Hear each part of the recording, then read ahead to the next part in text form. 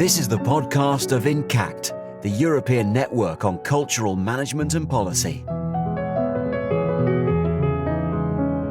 In this series, we interview extraordinary professionals from the cultural management and policy community.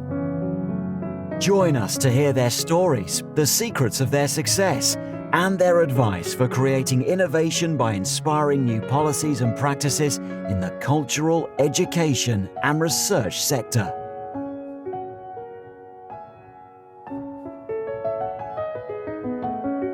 I'm Janelia Cogliandro-Peyens, INCAT Secretary General, and this podcast is a part of a special series in which we talk with inspiring leaders committed to contribute to the sustainability of arts and cultural sector. This special series of podcasts is registered at the occasion of the INCAT Academy on Sustainable Cultural Management and Policy, organized by INCAT in April 2023 in Santander. These conversations with cultural leaders are meant to inspire the current and future generation in developing a new sustainable practice and policy.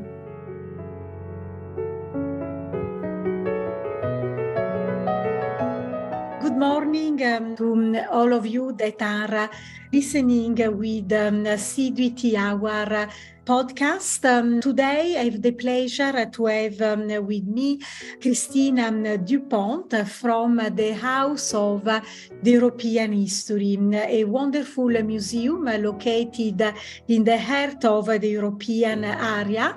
I'm sure that many of you have already visited this museum, but for many others will be a discovery, and this podcast is indeed an opportunity to run and visit in a virtual way this Brussels landmark.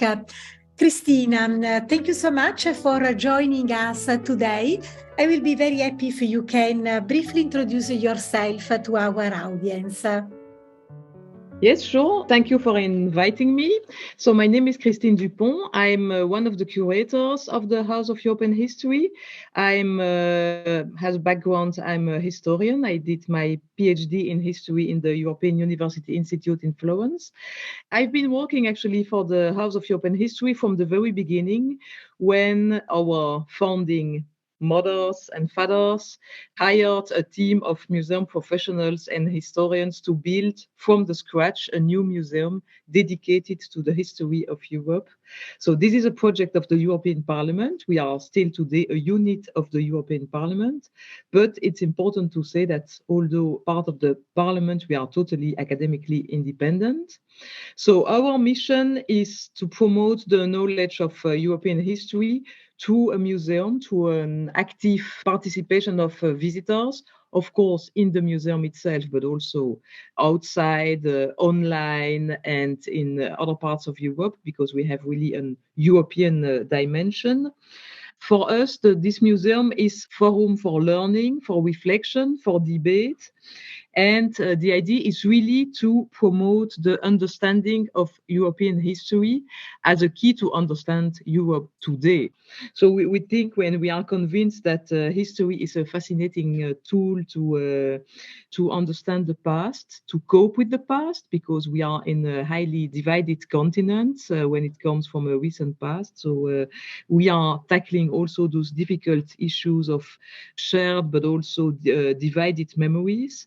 But we try to do that with encompassing in the different activities of the museum, different perspective, different voice, different point of view, because history, it's not a success story. It's can be also different understandings. And for us, it's really important, therefore, to have a debate, to have also contested topics that are brought into the debate. So we have what we have done, because we are a museum with the original objects, with activities like all museums. Exhibitions is one of the main type of activities, of course, but also conferences, learning workshops, etc. We work transnational. So it means that we are building narratives that are transnational. So we are not an addition of national histories. We are really telling stories and establishing dialogues on different kinds of stories that came across Europe. And when I say Europe, it's not only the European Union. Of course, the history of the European Union, the European construction, the European integration is a core of our mission, but it's not only that. We are really tackling Europe as a whole continent because, of course, otherwise the European Union project also would not be understandable. We are a transnational team, transnational European, so really colleagues from all over Europe, from all kinds of backgrounds and ages and disciplines.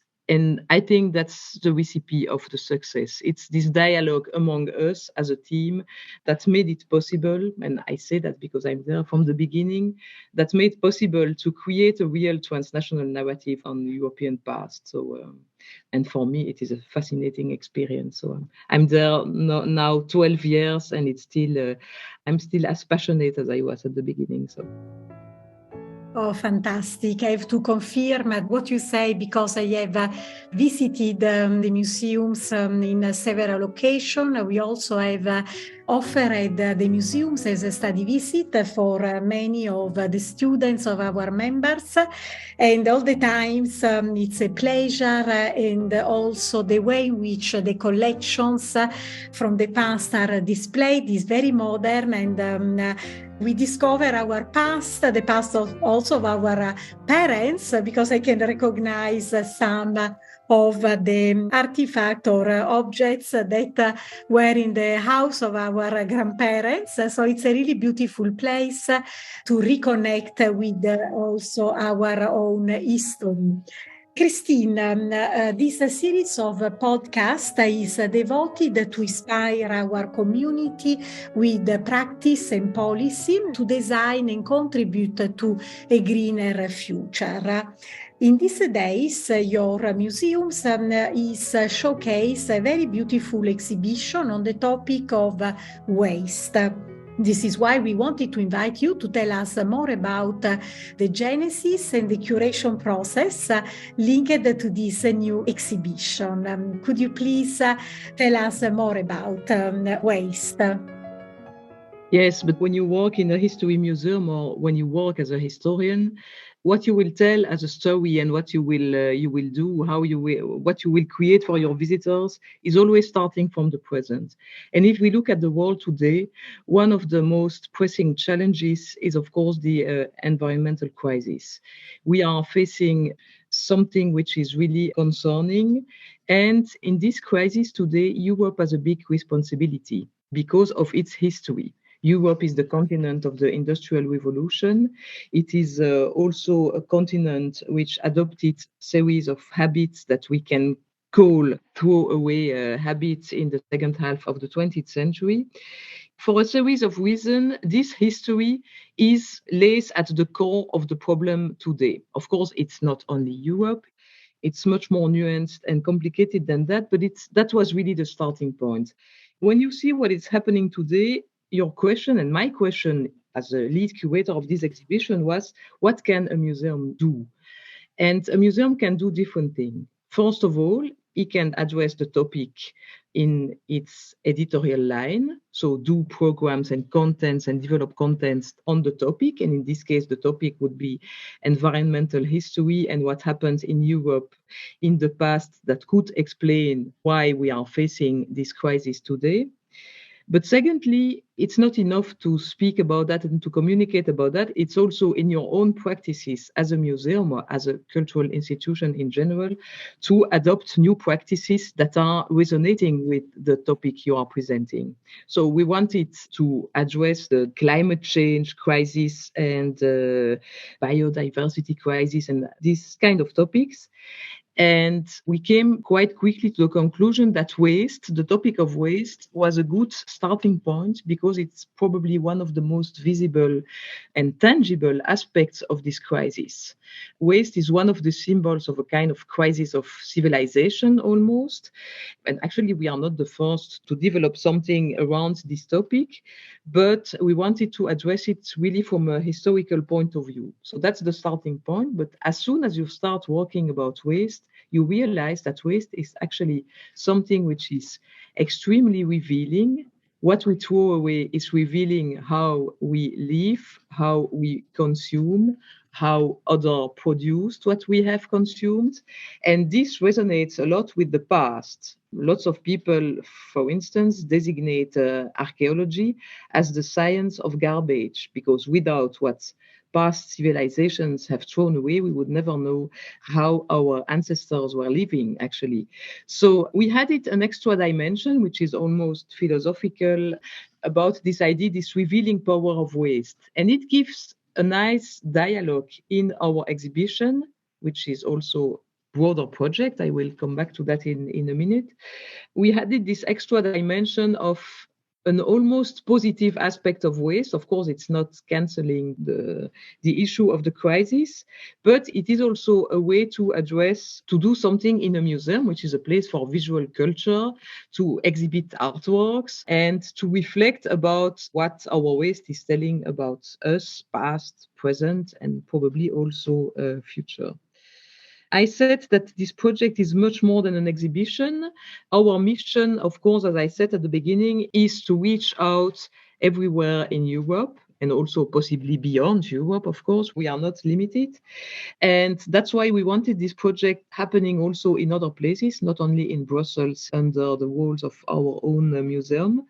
For this reason, we initiated a partnership with 9 other museums in different European places that are dealing or were dealing with the topic of waste, but from different point of view, because there are ethnography museums, art museums, even museum for natural sciences. So really different ways to approach the topic. And together we have organized this, and we are still organizing a series of events that will be also streamlined together and translated and available in different parts of Europe. But also together we co-created an online platform which presents object stories, because museums are based on collections, and the objects are telling a lot of stories about this topic of waste, it's not only what we throw away, it's also what it becomes afterwards. So it's also about recycling, about reuse, about repairing, etc.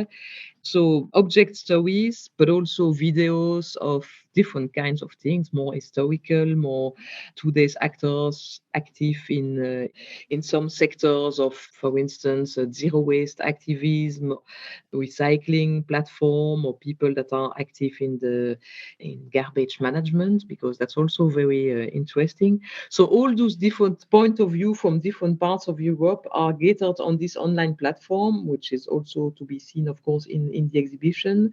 Some of the objects that are featured in this platform are also presented physically in the exhibition. So for us, it was a nice dialogue with our partners to speak with multiple voices around a topic.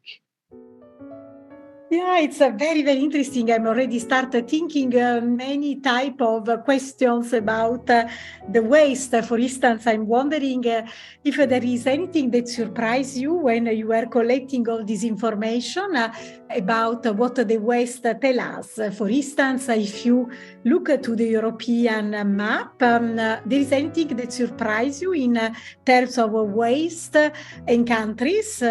Is Italy wasting more than France or other countries? Who is the most polluting in this respect, and what tell us, or many other things that you have discovered or let's say surprise you in putting together this exhibition? The first things that really surprised me, because I'm a specialist of 19th century, so I was expecting the century of change, of industrial revolution, of beginning of mass production and mass consumption. I was expecting the 19th century to be a turning point. And actually, I discovered that the things will change at the end of the 19th century. But the whole 19th century, this industrial age, is actually an age of kind of circular economy avant la lettre, because everything is recycled, reused, repurposed, repaired, as it was before, because that's the norm in ancient history until very recent.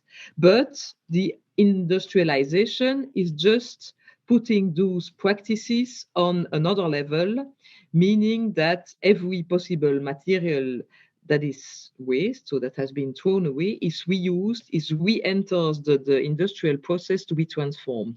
For instance, all textile waste in the 19th century is the raw material to make paper. Bones are reused for lots of different uses. So it's really interesting. Of course, it's not today we are speaking about circular economy for environmental reasons and to go greener. But of course, in the 19th century, the idea was not driven by environmental concerns. They existed already, but they were very limited. And it was more just to make more profit and to really take advantage of every possible resource. And I think that's interesting. And that's generally what interests our visitors as well, because it's something they were not expecting. And that's the first part of the exhibition. Now there is something else that I have not mentioned yet, because I said at the beginning that there are two lines of action when you want to tackle the today's crisis. One is the narrative line, and the other is the way you do it. And for us, this exhibition has been the opportunity to test and to put from the very beginning in the call for in the specifications of the tender, because we are a European museum. So when we do an exhibition, there is an open call for tender for the design and the construction and the production of the exhibition. And from the very beginning, we decided to do circular exhibition, meaning that the materials that will build the exhibition should be as circular as possible. So having been used already, and even more meant to be reused after the end of the exhibition.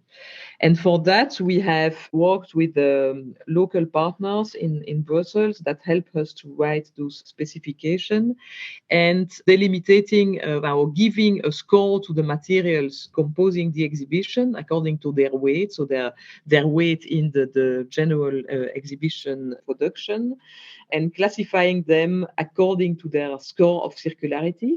So we have materials that are fully circular. For instance, the whole structure of the exhibition is built around scaffolding. Scaffolding is a very simple building sites element that, of course, so the scaffolding that we use in our exhibition have been used before and will be reused afterwards. So that's the biggest example, and also taking quite a big place. And it works quite well with this scenography, speaking about industry, production, etc. The scaffolding gives this industrial touch, so it works quite well. It's also very modular, so it's easy to use.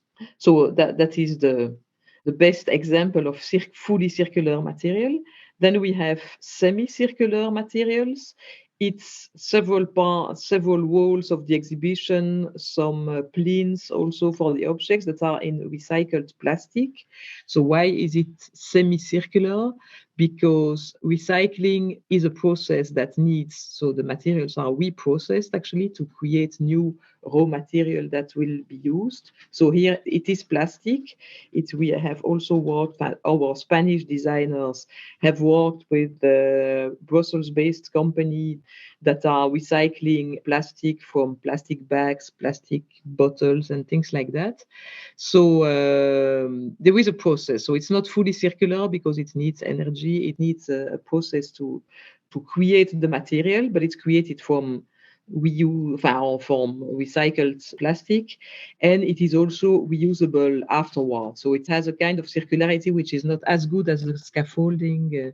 And then there is still, because it's complicated to have it fully circular, but there are still parts of the exhibition that are just single use. It's a use that is lasting because it's almost 1 year long exhibition, but still there are some exhibition texts that are produced on materials that will solve only one. So I think we can still improve, but it's for us, of course, it's something which is very common in museums and in the cultural sector nowadays, to conceive the exhibitions and other. It's in the spectacle and entertainment industry. It's very present as well, to conceive the decors of theater, for instance, to reuse a maximum, also to reuse in your own museum, but also to work with platforms that are exchanging materials when an exhibition ends, etc.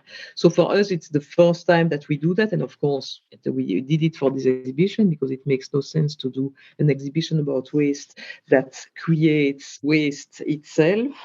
But of course, the idea is to do it for next exhibition as well.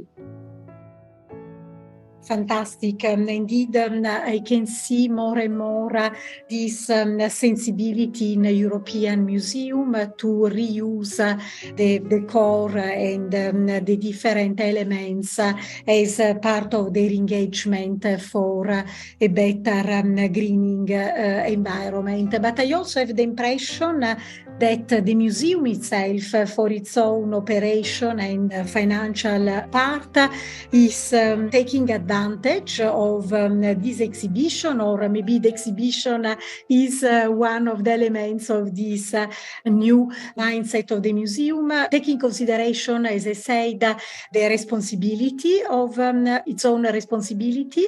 I'm telling this because we had the chance to have as one of the participants of our annual Academy on Sustainable Management and Policy, your colleague Rocio del Casar, that was with us to bring, of course, her expertise, but also learn from other participants that were, many of them coming from a museum environment. Could you please tell us more about how this exhibition was an opportunity to rethink your operations in terms of practice or ICT environment, or in terms of finances, circular economy? Yes, sure. I think the main contribution is what I just explained on eco-conception, as it is called today. So the idea to move beyond the model of single-use exhibition. That's the main point that our exhibition is bringing in the museum in general. Now, there is a second point, because we speak about waste. We opened the exhibition with an installation of kind of stratigraphy of waste, just to introduce this idea that waste is telling a lot of stories about our ways of life. And for this installation, we exhibit actually our own museum waste. So we have collected and kept during 10 months between February and December 2022, all what we have produced as a museum. So meaning also what we are eating as museum professionals, but not, of course, we are in a museum, so we could not keep organic waste. So that was excluded from the operation. So there are some packaging of food, but that have been cleaned. But it's mainly the waste that is coming from the museum activity. That means a lot of paper. So that's all what we print as communication material, leaflets, posters, publications sometimes, or learning resources, etc. At a certain point, those publications become obsolete and we have to get rid of that. So that's a big part of the installation. Paper is probably the big part. Then we have also elements of former exhibition. As I told you already, there are elements in exhibitions, like exhibition text, for instance, that, of course, are meant only for one exhibition and cannot be reused as such. We could consider, of course, making them on supports that could be reused. So that will be an improvement to think of for next time. But in our opening installation, we have some kind of plastic elements that are coming from previous exhibitions on which exhibition texts were printed. We have also collections. So it's not collection, of course, because the museum's collections are there to be preserved and to be taken care of. But as a European museum, and especially as a museum collecting on European integration, and sometimes on very recent history. So we are doing what museum contemporary collecting, also trying to collect what is happening today for the future. For instance, we have a whole program about how can we collect things about the war in Ukraine. And when you do contemporary collecting, sometimes you are also receiving objects from colleagues. So we are in the European Parliament, so we are receiving, for instance, lots of material from European elections, campaigns, and these kind of things. And of course, we make selection. We cannot keep everything, or we keep one item of each, but sometimes those items are produced in multiple copies. So we have also things that we that arrived to be studied and to be sorted, and for some of them to become collection, but some of them are discarded because we have already other exemplars or things like that. So we have also things that were potential collection but never enter the collection. That's not such a big part, but we have that as well. We have some uniforms of the expo crew, so the floor staff who are welcoming the visitors. So at a certain time there was a new company, so they changed all the uniforms. Of course, those uniforms will be recycled afterwards or maybe put in the second-hand clothes circuit. But yeah, that's the whole life of the museum. We have lots of packaging because we are receiving publications, we are receiving also collections or material for the collection care, etc. And packaging is, of course, we know it from history. It's also told in our exhibition. It is one of the main problems when you come with the issue of waste. Also something that takes a lot of place. So all this operation, because we ask our colleague to keep their waste, and we had one colleague who was collecting that every week. So the idea to reflect together with our colleagues about what we are producing made everything think a little bit about what could be done to reduce this amount of waste. Okay, for instance, could we consider printing less and imagining other kinds of communication? Of course, we are very aware that e-waste is also a problem. But yeah, so that was for us a nice operation that makes us really think about our practices and how we can reduce what we produce. And actually, it's very much in line with the exhibition, because as slogans say, the best piece of rubbish is the one that does not exist. And the idea is not to produce too much and not to consume too much, because that's when Europe enters a kind of consumer throwaway society that the problems became bigger in a way. So this applies to our today's practices as well. So that's the second point. For the building, we are relying on the Directorate General for Infrastructure of the Parliament, who has a very green-oriented strategy. Part of the heating of the building is from the ground, so it's geothermy. So this is quite good from an environmental perspective. But of course, the big problems of our museum and of all museums all over the world is, not all over the world, but in our changing climate countries, is that for the preservation of the collection, we have to maintain the same temperature and relative humidity throughout the whole year, meaning that we have to heat during the winter and we have to cool during the summer. And that is, of course, extremely nocive for the environment. So here we are part of discussion groups, and we are just taking part of bigger discussions. So we are just at the beginning also of those reflections, but there are European and beyond projects in the conservation department or the conservation dimension of museums that are going on today to reflect about this important topic, because maybe the requirements are too high, maybe we can do something. It's also, and speaking about collections, it's also, of course, about loans, about how you circulate the collection. Collection objects often don't come alone. They are accompanied by couriers that from the lending museum who are making sure that we are installing the objects correctly, etc. So all that has an environmental cost which is too high. And for us, it is a problem, of course, because as a European museum, we are developing our own collection, but we started without collection at all. So we are relying a lot on loans. Loans are also what allows us to be in contact with other museums all over Europe, to make collections circulate and to create a nice dialogue, and also to valorize collections that are often in other museums just in storage and are not visible for the public. So it's a nice thing, and it gives, for us, it is what gives this European touch to our narrative. But of course, it has a high environmental and also financial cost. So that's a little bit one of the contradictions we are reflecting upon to reduce our carbon footprint as much as possible. Thank you so much, Christine, and so much interesting reflections. I love your idea to collect the waste, analyze the waste, to start thinking how you can be a better, responsible organization. I think I will implement in NCAT.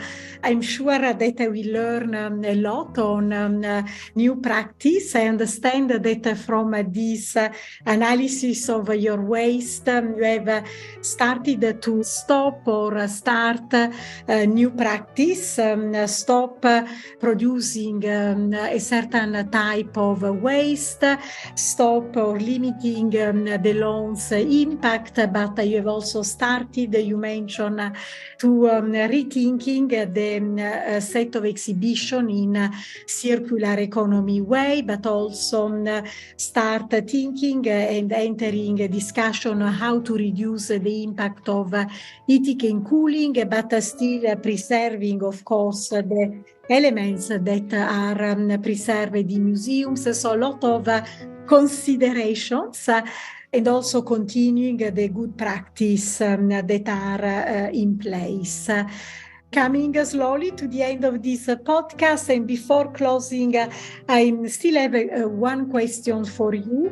In NCAT, we are obsessed with assess of impact, analysis of impact of our activities or organizations. In this specific case, I'm curious if you have planned to assess the impact of this exhibition on the visitors. Of course, this is the kind of exhibition that should have a real mindset shift in people that see what you have curated. Even myself, just listening to you, I have many ideas and thoughts in mind. So are you going to assess how visitors started the new behavior, or this is something that is too difficult or is not embedded in this project? For us, it's not our responsibility nor our role to educate visitors to sort better their waste or to change their behavior. I mean, we are a history museum. Our mission is to make people think and to make people understand, maybe, or ask them questions. There are lots of other places where this kind of waste education is done. Waste companies, recycling companies, state-owned actors that are dealing with this kind of topics, and they do that very well, and they do that much better than we could do because it's not our dimension. So, of course, we are evaluating and assessing the impact of our exhibition and of our programs as we always do, because we are also working with public money. So that's the minimum that we say, and we try to understand if it worked, if our messages went through, and if we reach our goals of promoting dialogue on European history, and here specifically on this topic of more environmental history. Of course, yes, the idea is to show that there is a problem in how Europeans behaved in the past that can ring a bell in Europeans of today's heads about their behavior, but it's on a much more general level, because what is very important for us as well is not to address visitors or not to culpabilize visitors on their personal level. So what we produced as waste as individuals, what is called municipal waste, if it is collected by municipalities, so it's not only individual, but it's a very tiny percentage of all the waste produced in the European Union today. If I take Euro statistics, or it's between 10 and 15%. So that the big problem of waste today is not individual. Of course, as individual, we all together we can make a difference, but we can. I mean, for us, and here also I'm speaking because we are part of the European Parliament. It's also very important that the citizens are informed also by history, because history is giving lots of elements of comprehension and understanding of what is happening today. And as informed citizens can also inform their choices when it will be the time to vote, for instance, or as citizens, because we have lots of voices in this exhibition of waste activists. It's also how it is important to address the political level, to address industry, to address the different components that make the society, to make things change. So for us, it's much broader, and of course, it will be difficult to assess what this exhibition has, if this exhibition has brought any change on that. What we can say already now is that our model, I'm not saying that it is a model to follow by everybody, but what we have proposed as a way to make a circular exhibition is attracting enormous interest, and our specifications have been requested already by lots of museums across Europe and copied, and we adapted for some new call for tenders already. So I'm very proud of that, because it means that it is a good practice that can also inspire other museums, and only that is already a success. And of course, I hope there will be other ones. Oh, thank you. This is very important because through this podcast, we look to practice that can be used by our audience. And this is a successful one to already give these very clear guidelines on how to build an exhibition with circularity and less waste in this specific case. You mentioned elections, so I cannot think about the last questions. Means how you are preparing the next elections. Do you have any exhibition? Have you started, I believe, yes, thinking how to back up this important moment for Europe with your institution? Yes, sure. So we have a broad range of programs around democracy. So it's really the democracy as a topic, as a theme, lays at the center of our permanent exhibition. So our permanent exhibition is presenting the history of Europe from the French Revolution until today. It is a multi-layered history, but political history has an important place into it. And that's why we start with the French Revolution, which is a kind of a birth moment of our modern democracy in Europe, based on the human rights, etc. So all this narrative is really central in the whole permanent exhibition. We are developing now a specific tour on this topic of democracy. We will have lots of events, of workshops, of activities around the theme of democracy, because it's very important to understand where we are coming from, and also that democracy, it's not only voting, so it's a complicated story. There are tensions. There were tensions between different kinds of democracy, between democracies and non-democracies in the histories of Europe. So we have a very rich and complicated history around those topics in our permanent exhibition, which is the core of the narrative. And that will be the basis for several activities that will take place mainly in 2024, in the first half before the European election in June. Thank you so much, Christine, for this very insightful and rich conversation. I'm sure that our audience has appreciated a lot all these reflections about the waste and how to build an exhibition that has an impact that is still in control for green and economy, but also many different reflections on future elections and the future of the greening of an organization and how to rethink its impact.